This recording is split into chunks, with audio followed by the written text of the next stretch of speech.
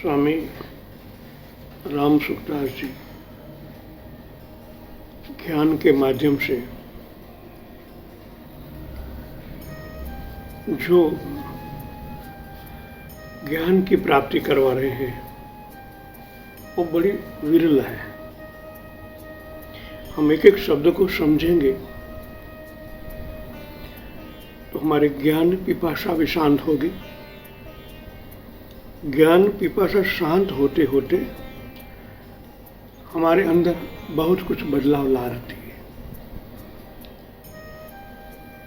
अंदर जगत में जैसे बदलाव होता है वैसे ही उनके स्पंदन द्वारा हमारा बाह्य जगत भी अनंत की ओर यात्रा करने लगता है। वो बता रहे हैं अपने होनेपन में कोई क्रिया नहीं है। ये समझना है अपने होनेपन। गीता में जिस तरह बताया गया है मेरा ही सनातन अंश, इसी तरह आप परमात्मा के ही अंश है। जब आप जागृत हो जाते हैं तो मैं कौन हूं की अनुभूति होने लगती है। तो यहाँ इस संदर्भ में बताया गया है कि अपने होनेपन में कोई क्रिया नहीं है, बिल्कुल शांत। जिस तरह हम समुद्र के गहराई में जाते हैं तो वहां कोई हलचल नहीं है, इसी तरह अपने होनेपन में मैं हूं, यही अनुभूति आपको स्थिरत्व देती है। इसलिए वहां कोई क्रियाकलाप नहीं है। प्रकाश में कोई क्रिया नहीं होती और इसी तरह बाह्य जगत और आंतर जगत में जो प्रकाश है वो परमात्मा का ही स्वरूप है। तभी तो हम मूर्तियों में प्राण भरते हैं, प्राण प्रतिष्ठा होती, प्राण प्रकाश है और परमात्मा का दूसरा स्वरूप भी प्रकाश ही है जो हमारे अंदर कई जन्मों से बरस रहा है। उनको जब हम उनके साथ एक होते हैं तो वहाँ भी कोई बदलाव नहीं है। वह ज्यों का त्यों रहता है, कोई बदलाव नहीं होता। शरीर बदलते हैं मगर प्रकाश बदलता नहीं है।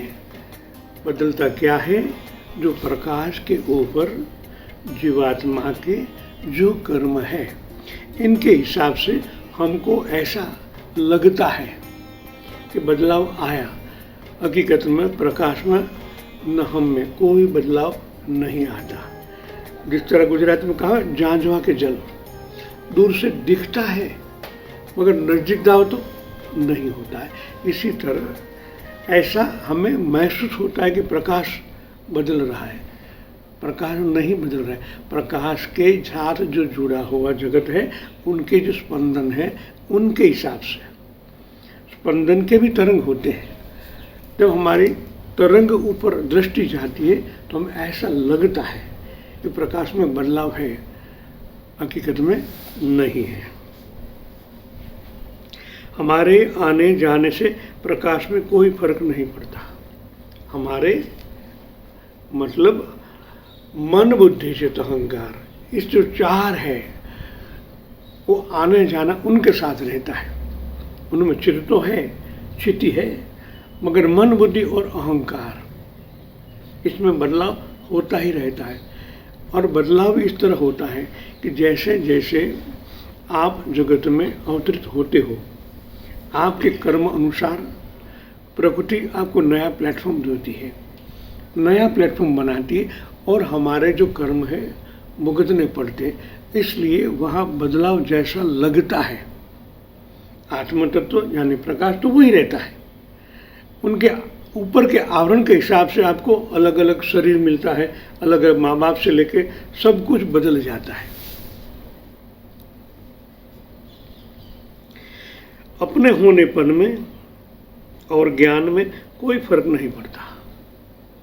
फिर से बात दोहराई उन्होंने, अपने होनेपन में आपने जो महसूस किया मैं कौन हूँ वो अपनापन है, मेरा है, जो आपने अनुभव में किया है, उनमें न बदलाव होता है, न उनके तरंग जो प्रकाश है दूसरी पहलू, न तो उनमें कोई बदलाव होता है।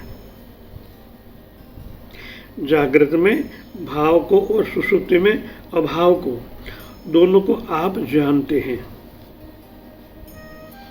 जागृत में भाव को आप किसके ऊपर भाव प्रकट करते हैं, प्रेम प्रकट करते हैं, मगर आप जानते हैं ये भाव है।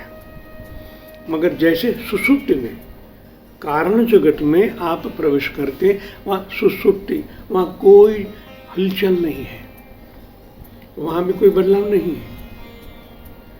कारण जगत प्रकाश का ही बना हुआ है, दैवी जगत है, और दैवी जगत में भी जो बना है उनमें कोई फर्क नहीं पड़ता। सब आ जाए अथवा सब चले जाए, आपके साथ कोई आ जाए, मतलब आपके घर में नया आत्मा का जन्म हुआ है, आपको फर्क नहीं पड़ता, आपके आत्मा को, वो कर्म ऊपर के पड़े, वो चला जाए तो उन आत्मा को कोई फर्क नहीं पड़ता। ऋणानुबंध खत्म हुआ, चला गया। इस कोरोना में कई लोग बेचारे चले गए, तो आप में क्या बदलाव आया? थोड़े दिन के लिए आपको ऐसा लगा, अरे मेरा सहोदर चला गया, मेरा भाई चला गया। 15 दिन में परिस्थिति चेंज हो जाती है। आया, नो प्रॉब्लम, गया, नो प्रॉब्लम। आप पे कोई फर्क नहीं पड़ता। इसलिए ये दृष्टा भाव को राम स्वामी जी समझा रहे हैं, उनके राम सुखदास जी, कि आपको ऐसा ही सूरत में रहना है। परिस्थिति कैसी ही हो, आपको बदलना नहीं है। आप उनके साथ राग में चले जाते हो तभी दुखी होते हो, आदेश करते हो तभी भी दुखी होते हो। आया है तो आने दो, प्रेम से स्वीकार करो। चला गया तो दृष्टा भाव में देखो, ये भी आत्मा है, हमारे साथ का ऋणानुबंध पूरा हुआ, चला गया। ऐसी स्थिति प्रज्ञाता से आप कर्म में उलझते नहीं हो, आपको कोई भुगतना नहीं है, जो है भुगत लो। नया कर्म बनाना ही नहीं है।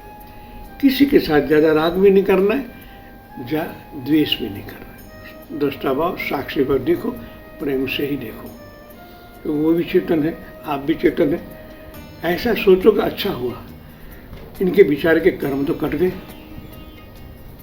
पॉजिटिव सोचेंगे तो हम यही सोचेंगे ना, गया हमारे साथ, ऋणानुबंध खत्म हो गया, तो अच्छी बात है ना।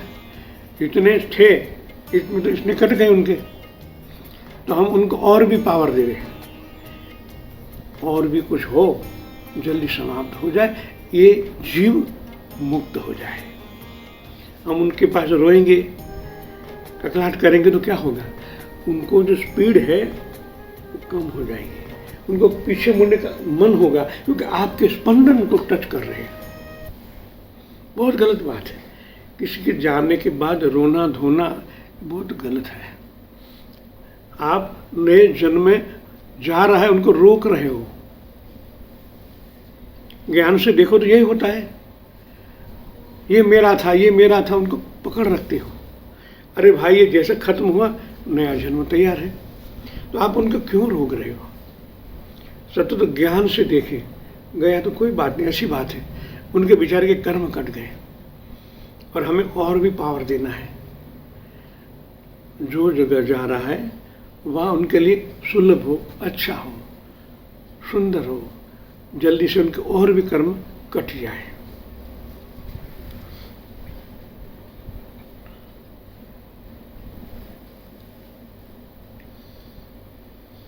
सब आ जाए अथवा सब चले जाए, प्रकाश में क्या फर्क पड़ा? कोई तो नहीं। प्रकाश उनका खुद का है, हमारा तो नहीं ले गया। ले गया तो ऊपर के तरंगों ले गया। जन्मने और मरने में फर्क है, पर दोनों के ज्ञान में क्या फर्क है? इस बात को मान लो कि यह तो ही है जैसी बात, फिर राग हो जाए तो अपने में क्या फर्क पड़ा? कभी राग हुआ, कभी वैराग हुआ, पर स्वयं में क्या फर्क पड़ा? कोई नहीं फर्क पड़ा। कभी राग हो जाता है, उनके ऊपर प्रेम बढ़ जाओ, ये मेरा, ये मेरा, ये मेरा है, तो आपके अंदर के प्रकाश में क्या फर्क पड़ा? कुछ तो नहीं, आप वही के वही हो। आपने उनके साथ ज्यादा भाव कर लिया तो ये हमको दुख दे रहा है। दुख है नहीं, आपने उपार्जन किया है, वो काटना ही पड़ेंगे। कोरोना में कितने बेचारों को, कुछ का भाव चला गया, कुछ का पिता चला गया, किसी पत्नी चली गई, तो आपके अंदर प्रकाश, उनमें क्या फर्क पड़ा? कोई नहीं। थोड़े दिन के लिए वैराग होता है, इनका क्या होगा? अरे भाई, उनका तो अच्छा ही होने वाला है, वो जो कर्म लेके आया वो भुगत लेके फिर से गया है। हमारे साथ का जो ऋणानुबंध था पूरा हो गया, तो आपके प्रकाश में कोई बदलाव नहीं आएगा, वरना आपने ही दुख, यानी आपने ही ऐसे आवरण आपके प्रकाश पर लाद दिए हैं, रख दिए हैं। तो उनका तो जो होगा वो होगा, मगर आप में बहुत कुछ हो जाए। आपने ऐसा आवरण बना लिया ना, तो आपके प्रकाश की गति भी कम हो सकती है, आपके कर्म पर आवरण छा सकते हैं, और जो निगेटिविटी है वो ब्रह्मांड के साथ जो जुड़ गई ना, तो और भी दुख बढ़ जाएगा। ज्ञान से सोचना चाहिए। आप अपने पांव पर कुल्हाड़ी मार रहे हो, नेगेटिव को बुला रहे हो। आया, ऋणानुबंध पूरा हो गया, वो चला गया तो क्या है? परमात्मा का ही था, वो परमात्मा के पास चला गया, तो आपको क्यों रोना है? अच्छी बात हुई ना, भगवान के पास गया है। वही होता है, वो प्रकाश के साथ प्रकाश मिल जाता है। हमारा भी कर्म बाकी है, उनके तो खत्म हो गया और परमात्मा के साथ चला गया। हंसना चाहिए, आनंद व्यक्त करना चाहिए। परमात्मा बहुत बड़ी कृपा हुई आपकी, मैंने आज तक उनको संभाला, आज आपके पास आ गए। तो कवि है ना, मंगल मंदिर खोलो दयामय, मंगल मंदिर खोलो, ऐसा भाव में रखना चाहिए। भगवान आप उनको जल्दी स्वीकार करें, वो आनंद में रहे। हमारे पास था तक हमने आनंद दिया है, अब आपके पास आ रहा है, तो आपके द्वार जल्दी खोले। तो ऐसा ही भाव हमें रखने से हमारे अंदर प्रकाश और भी सूक्ष्म हो जाएगा। सूक्ष्म होते होते आप उनके अंदर अवतरित हो जाओगे।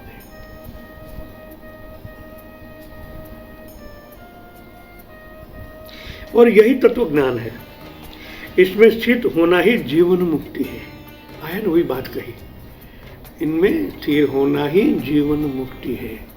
आपके कर्म और भी कट जाएंगे।